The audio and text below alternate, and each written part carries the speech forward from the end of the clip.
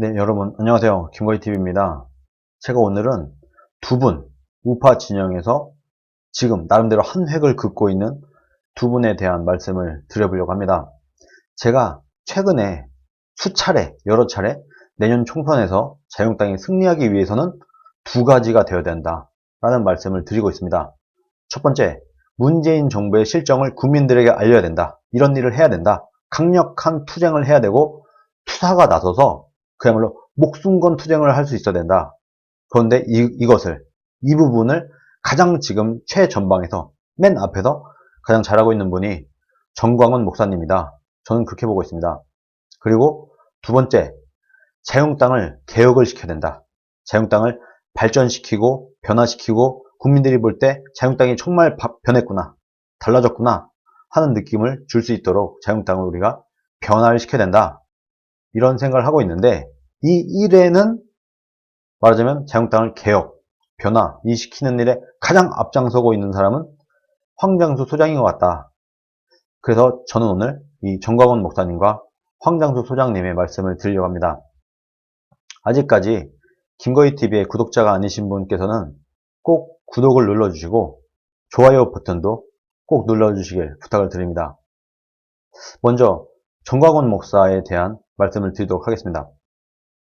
최근에 더불어민주당이 한국기독교총연합회 한기총이라고 하죠. 대표 회장인 정광훈 목사, 사랑제일교회 목사님이라고 해요. 이 목사님을 2018년 12월께부터 현재까지 문재인 대통령이 수행하는 대통령의 직무를 강압에 의해 전복 또는 그 권능 행사를 불가능하게 하도록 내란을 선동했고, 2019년 10월 3일 청와대 진입을 실행한 과정에서 폭력을 교사했다 하면서 정광훈 목사를 내란 선동 및 공동폭행 교사 혐의로 고발하는 이런 소장을 10월 4일 오후 서울중앙지검에 냈다고 합니다. 정광훈 목사님이 더불어민주당에 고발을 당한 상태다, 이런 거예요. 김한정이라고 하는 민주당 의원도 같은 날 문재인 하야 범국민투쟁본부 총괄대표를 맡고 있는 정광훈 목사를 내란 선동 혐의로 고발하는 소장을 제출했다. 경찰서에, 또 종로경찰서에. 소장에서 김 의원은 지난 3일 문재인 하야 광화문 범국민 집행대회를 주최한 정광훈 목사 등이 집회에 앞서서 청와대 함락과 문재인 대통령 체포를 목표로 하는 청와대 진격 및 경찰 바리케이트 무력화 등을 사전에 논의했다, 공표했다. 이것을 유튜브와 소셜 네트워크를 이용해서 불특정 다수에게 배포했다, 이런 주장을 한 겁니다. 간단히 요약을 하자면 더불어민주당으로부터 내란 선동죄 등으로 고발을 당했다, 정광훈 목사가. 그런데 이 내용을 보고 정광훈 목사는 오히려 상대편에서 내 명예를 짓밟을수록 거꾸로 내 명예가 올라간다 하면서 오히려 기분 좋은 일이다. 그것은 민주당이 나 고발했어? 오히려 그건 나한테 기분 좋은 일이야. 이렇게 호탕하게 맞받아 쳤다고 합니다. 여기서 이분의 스타일을 알 수 있죠. 얼마나 좀 터프하고 유쾌한 이런 사람인지 우리가 정광훈 목사의 스타일을 알 수 있는 부분이라고 볼 수 있겠습니다. 그러면 또 이런 얘기를 했다고요. 내란죄는 그 수괴를 사형이나 무기징역에 처하도록 돼 있다. 사형당하면 결국 명예로운 순교를 하는 것이기 때문에 오히려 감사할 일이다. 이렇게 너스레를 부리면서 얘기를 했다고 합니다. 또 좌파 진영에서 저를 힘들게 하려고 지난번에도 내란죄 등으로 고발을 해서 이미 경찰 조사까지 받았지만 그런다고 해서 없는 혐의가 나올 리 없지 않겠느냐 하면서 신경도 안 쓴다.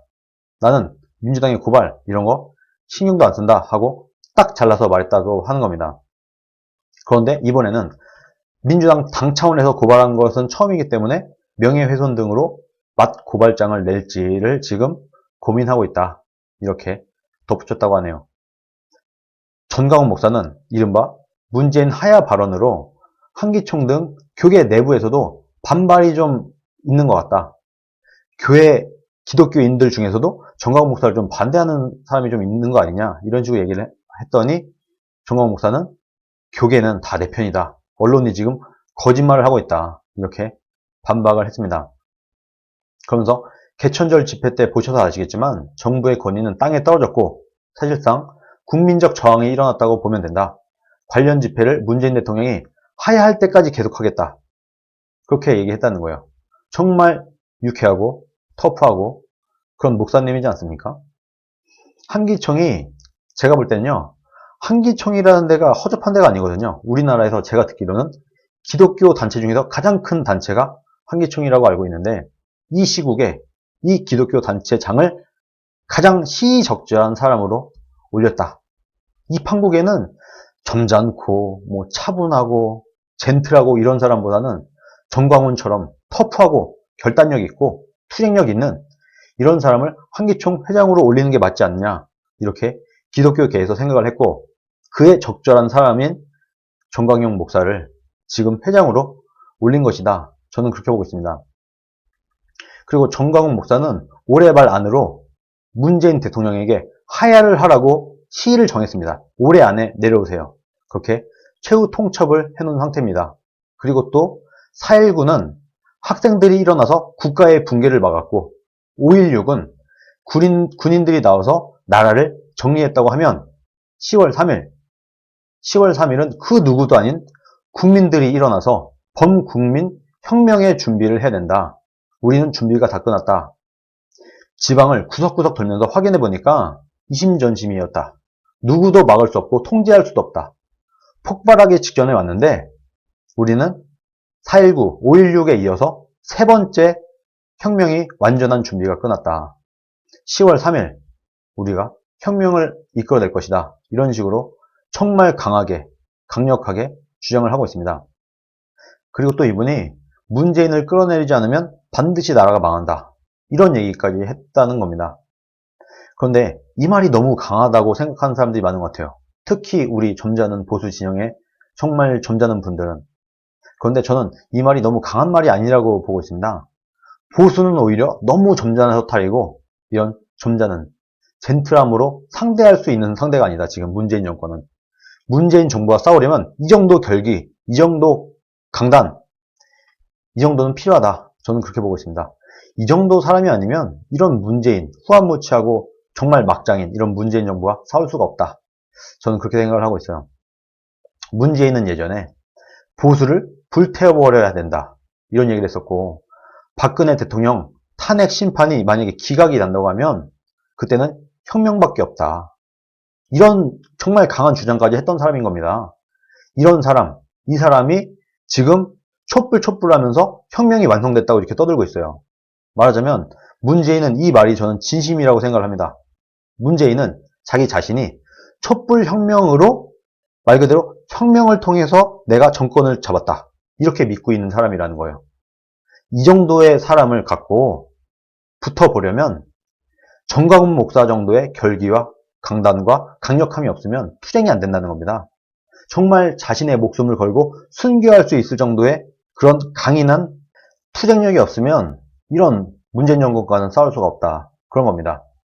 그리고 우리가 잘 생각해 보시면 실제로 그때 당시 박근혜 대통령 국정농단 거짓선동 탄핵 전국 당시에 생각을 해보면 실제로 만약에 탄핵이 만약에 기각이 된다고 하면 정말 큰일 나는 거 아니야? 이런 생각을 우리가 다 했었어요. 정말 이 촛불 세력이 유혈 사태를 일으키는 게 아니야? 이런 우려를 했었습니다. 그리고 그때 우리 우파 진영에서는 계엄령을 선포해야 된다. 뭐 이런 식으로 불안감이 있었고 지금까지도 지금 이 순간까지도 박 대통령이 이런 불상사, 유혈 사태를 막기 위해서 스스로 모든 걸 포기했다. 국가를 위해서. 이런 얘기까지 나오고 있는 거예요. 그런 문재인 정권이 들어서서 어떻게 했나요? 집권과 동시에 적폐청산이라는 것을 명분으로 반대편에 있는 정치인들 싹 다 숙청을 했어요. 그 정도로 정말 막장인 상태다. 문재인 정권은. 이런 막장인 정부와 싸우려면 엄청난 투쟁력이 필요하는데 현 시점에 가장 강력한 투쟁력, 전투력을 보이는 사람은 제가 볼 땐 단연코 정광훈 목사다. 그렇게 보고 있습니다. 개인적으로는요. 신앙심, 애국심 이런 게 있기 때문에 이런 정광훈 목사님의 강력한 투쟁력이 나온다. 저는 그렇게 보고 있어요. 일반인은 사실 이렇게 하기가 어렵다. 정말 신앙심이 투철하고 애국심이 높은 사람만이 이런 투쟁력, 정말 목숨 건 투쟁을 할 수 있다. 저는 그렇게 생각을 합니다. 이번에는 제가 황장수 소장에 대한 말씀을 드리도록 할게요. 우파들이 사실 굉장히 듣기 싫어하는 말이 있습니다. 그건 자유한국당을 비판하는 거예요. 야, 자유한국당 좀 잘해라. 자유한국당 좀 이렇게 했으면 좋겠다. 자유한국당 왜 이렇게 못하냐? 이런 말 하는 걸 우파 유튜브 시청자들도 굉장히 싫어해요. 그런데 이런 우파들이 싫어해도 오히려 구독자 수가 빠져나가도 영상의 조회수가 나오지 않아도 자신의 소신대로 꾸준히 믿는 바대로 주장을 하는 유튜버는 제가 볼 때 거의 황장수 소장이 유일하지 않나 이렇게 생각이 듭니다. 유튜버로서는 정말 쉽지 않은 일이에요. 자신의 조회수도 좀 생각을 해야 되고 인기도 좀 생각을 해야 되고 이럴 텐데 이런 것을 개념치 않고 그냥 자신의 소신대로 묵묵히 강력한 투쟁력을 바탕으로 소신을 굽히지 않는 이런 유튜버가 있는데 그게 바로 황장수 소장이다. 그리고 또 이분이 앵그리 블루 운동이라는 걸 하고 있어요. 개인의 영향력으로 이분이 당대표도 아니고 무슨 협회 회장도 아니고 아무것도 아니고 무슨 감투가 있는 것도 아니야. 그냥 개인의 힘으로 개인의 영향력으로 상당한 세를 과시를 하면서 정말 진정성 있는 앵그리 블루 운동이라고 하는 투쟁을 하고 있습니다. 이 투쟁 안에는 거의 전무후무하다시피 한 자유한국당에 대한 비판? 자유한국당이 똑바로 해야 돼. 자유한국당이 너네가 똑바로 안 하기 때문에 우리 국민들이 이렇게 고생하는 거 아니야. 당신들이 제도권에서 똑바로 싸우고 문재인 정권의 폭정을 막았어야 되는데 당신네들이 못 막기 때문에 우리 국민들이 이렇게 고생을 하고 길거리에 나와서 이렇게 투쟁을 하고 있는 것이다 하면서 사과를 주는 퍼포먼스, 사과나무를 주는 퍼포먼스, 자유한국당에 이런 퍼포먼스까지 하면서 여야를 넘나드는 문재인 정부도 맹렬하게 비판을 함과 동시에 자유한국당도 너네 왜 이렇게 웰빙이야? 너네 왜 이렇게 개혁을 못해? 너네 왜 이렇게 정신 못 차려? 하면서 따끔한 쓴소리도 과감하게 하고 있는 이런 운동을 병행을 하고 있습니다. 이런 거는 제가 알기로는 앵그리 블루 운동이 유일하다고 알고 있어요. 이건 정말 중요한 부분입니다. 그렇지만 우파 내의 반발도 심하고 듣기 싫어하는 사람들이 많아요. 한국당을 개혁시켜야 된다. 한국당을 변화해야 된다라는 말을 듣기 싫어하는 어떻게 보면 일종의 개혁 반대 세력이라고 할 수도 있는데 물론 그분들이 그렇게까지 우리는 자유한국당이 변하지 않았으면 좋겠어 이런 건 아니겠지만 어떻게 보면 개혁 반대 세력으로 볼 수도 있는 이런 분들이 정말 처절하게 맡고 있지만 황장수 소장은 이에 굴하지 않고 강력하게 자기 소신대로 자유한국당이 변해야 된다. 자유한국당 당지도가 정신 차려야 된다 하면서 쓴소리를 가감없이 어쩔 때 제가 보면 좀 심하다 싶을 만큼 굉장히 강하게 토로를 하고 있습니다. 우파들은 지금 총선을 편안하게 싸워서도 이길 수 있다고 믿고 있는 것 같아요. 그런데 저는 세상에 공짜는 없다. 거저 얻는 건 없다. 가만히 앉아서 판사 이익만 기다릴 수는 없다라고 보고 있습니다. 일부 우파들의 고질병이 있어요. 개혁을 주장하면 자유한국당이 개혁해야 된다라고 말하는 순간 내부 총질하냐, 분탕 분열 세력이냐 이렇게 몰아가는 게 있어요. 오히려 저는 이런 사람들이 개혁 반대 세력일 수도 있다. 이런 생각을 예전부터 해왔습니다. 여러분, 적의 입장에서 생각을 한번 해보세요. 민주당 입장에서 생각을 해보세요. 민주당이야말로 자유한국당이 하나도 뜯어고치지 않고 개혁이나 혁신을 하지 않고 이대로 쭉 가주길 바랄 겁니다. 오늘날 민주당이 가장 두려워하는 것은 한국당이 정신을 차리고 개혁을 해내는 것일 거예요. 만약에 자유한국당이 정신 차리고 개혁을 해서 전혀 다른 정말 진짜 보수의 가치를 확고히 세우는 그리고 인물도 싹 물갈이를 해서 완전 개편을 해낸다고 하면 민주당이 얼마나 두렵겠습니까? 적의 입장에서 생각해 볼 필요도 있다. 개혁을 해야 된다는 주장을 분탕으로 모는 이런 분들께서는 깊이 한번 고민해 보시길 제가 부탁을 드립니다. 그리고 황교안을 위해서도 개혁의 목소리가 나와야 된다고 저는 보고 있어요. 황교안도 만약에 황교안이 정말 이 오로지 총선에 내가 목숨을 걸었다. 내가 대통령이 되는 것보다 내년 총선이 더 우선이다. 국가가 더 먼저다. 라고 생각을 한다면 황교안이 이렇게 생각을 한다고 하면은 본인도 자유한국당을 물갈이 해야 된다고 믿고 있을 거예요. 이대로는 안 돼. 지금의 자유한국당으로는 안 돼. 뭔가 체질 개선을 하고 자유한국당에 대폭 물갈이를 해야 될 거야. 라고 황교안도 생각을 하고 있을 것이다. 그런데 이렇게 유순하게 오로지 실드만 치고 있고 지지자들이 그냥 맹목적인 지지만 하는 상태에서는요. 황교안이 개혁을 하고 싶어도 개혁을 할 수가 없다. 오히려 이런 목소리가 쏟아져 나오고 우파 내에서 황교안 당대표에게 개혁을 해내라고 압박이 들어가야지 그것을 등에 업고 황교안이 칼날을 휘두를 수 있는 것이다. 지금 자유한국당이 개혁을 하려면 기존에 있는 국회의원들을 내보내야 될 거 아니에요. 기존에 있는 국회의원들을 내보내야 새로운 사람들이 들어오고 그렇게 돼야 변화가 이루어지고 개혁이 되는 것일 텐데 기존에 자리를 잡고 있던 국회의원들을 내보내려면 뭔가 힘이 필요하거든요. 당대표 이상의 뭔가 권한이 필요하고 힘이 필요합니다. 이게 뭐냐? 자유한국당의 개혁을 요구하는 국민들의 목소리다. 당원들의 목소리다. 이 목소리가 있을 때만이 황교안이 그야말로 강력한 칼을 휘둘러서 개혁을 해낼 수 있는 것이다. 라는 거예요. 그래서 황교안을 돕기 위해서라도 우리가 자유한국당을 개혁을 해내라. 너네 가만히 앉아있지 말고 싹 뜯어고쳐라. 이렇게 우리가 주장을 할 수 있어야 된다고 생각을 합니다.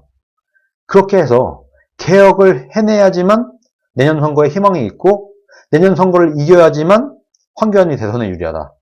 내년 선거에서 폭망을 하게 되면 황교안 당대표가 당연히 책임론이 있을 거 아니에요. 총선을 말아먹었는데 당대표가 책임을 피할 수가 있겠습니까? 그렇게 되면은 황교안의 정치 인생도 끝난다. 내년 총선을 이겨야지만 황교안이 대선에 더 유리한 것이다. 이것을 알고 지금 우리가 가만히 자유한국당에 비판하지 마. 이러고 있을 때가 아니라 오히려 자유한국당에 강력하게 개혁을 주장을 해야 된다. 그렇게 해서 개혁을 성공해서 내년 총선에 이기고 내년 총선에 이긴 그 공으로 황교안이 대선에 가게 하는 것이 더 유리하다. 국익에도 이롭고 내년 총선에도 이롭고 황교안 당대표에게도 이로운 길이 바로 이것이다. 저는 그렇게 생각을 합니다. 그리고 황장수 소장은 이것뿐만 아니라 여러 가지 대안과 아이디어, 정책, 전략 이런 것도 계속해서 본인의 유튜버를 통해서 제공을 하고 있어요. 특히 이분이 내건 서민 포퓰리즘 15조라는 게 있어요. 1조는 중산층, 서민, 청년층에 평당 700만원 이하의 싱가포르식 국가적 주택을 공급한다.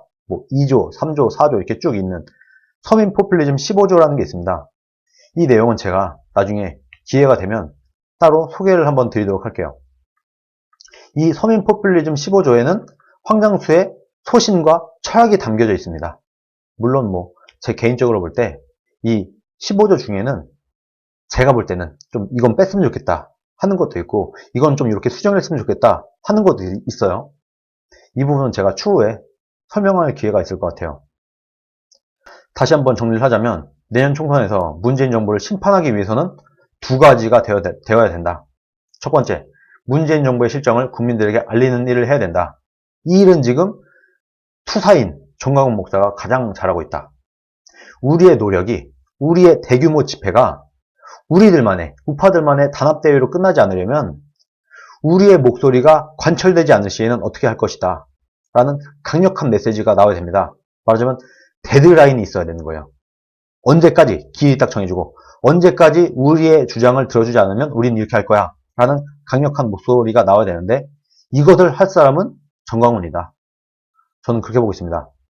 공산화가 되는 나라를 지켜내는 것이 쉬울 리가 없어요. 쉽게 될 리가 없어요. 아무런 희생도 없이 될 리가 없다. 박근혜 대통령 탄핵 시절, 탄핵 정국 시절, 탄핵이 기각이 되면 큰일 날 것 같은 그때의 그 분위기, 그때 그 분위기를 오히려 더 크게, 그때 그 분위기보다 더 심각한 분위기를 우리 우파들이 만들어낼 수 있어야 된다. 그렇지 않으면 문재인은, 민주당은 움직이지 않을 것이다. 박근혜 대통령 탄핵 시절보다 더 긴장감이 돌아대고 만약에 문재인이 하야를 하지 않으면 정말 그때는 우리 우파 국민들이 정말 큰일을 낼지도 모르겠다라는 긴장감과 압박감을 문재인 정부에 줄 수 있어야 되는 겁니다. 그것을 할 수 있는 사람은 지금 제가 볼 때는 정광훈 목사님이 아니겠는가 그렇게 보입니다. 그리고 또 두 번째, 자유한국당을 개혁시키는 일을 해야 된다. 개혁, 변화, 혁신을 해야 된다. 지금 우리 국민들이 이런 얘기를 많이 해요. 문재인이 이렇게 못하는데 조국이 이렇게 난리를 치고 있는데 왜 이렇게 자유한국당의 지지율이 안 오르는 거야? 왜 안 오르겠습니까? 자유한국당이 그대로니까 그렇지. 자유한국당이 변화를 안 하니까 그렇지. 개혁을 안 하니까 그렇지. 예전에 박근혜 대통령이 탄핵당하던 그때 그 정당의 모습에서 한 발짝도 변하지 못했다. 그러니까 문재인이 이렇게 나를 말아먹고 조국 사태가 이렇게 나를 뒤흔들고 있어도 자유한국당의 지지율이 안 오르는 것이다. 국민들이 볼 때 탄핵당한 그때 그 정당이 아니네? 확실히 달라졌네? 자유한국당이 정말 이제는 정신 차렸네? 하는 목소리가 국민들로부터 터져 나와야 됩니다. 그렇게 우리가 우리 손으로 한국당을 개혁시키고 변화시키고 발전을 시켜야 된다. 이 길에 지금 가장 앞장서고 있는 사람이 우파들의 욕을 먹어가면서까지도 어떻게든 자유한국당을 뜯어 고쳐보려고 애를 쓰고 있는 사람이 황장수 소장이 아닌가, 저는 그렇게 생각을 합니다. 오늘 저는 이 두 분이, 황장수 소장과 정광훈 목사, 이 두 분이 현 시점에서는 우리가 가장 주목해야 될 인물들이 아닌가, 그렇게 생각을 해서 오늘 이 영상을 찍게 되었습니다. 오늘 방송은 여기까지 하도록 하겠습니다. 시청해주셔서 감사합니다.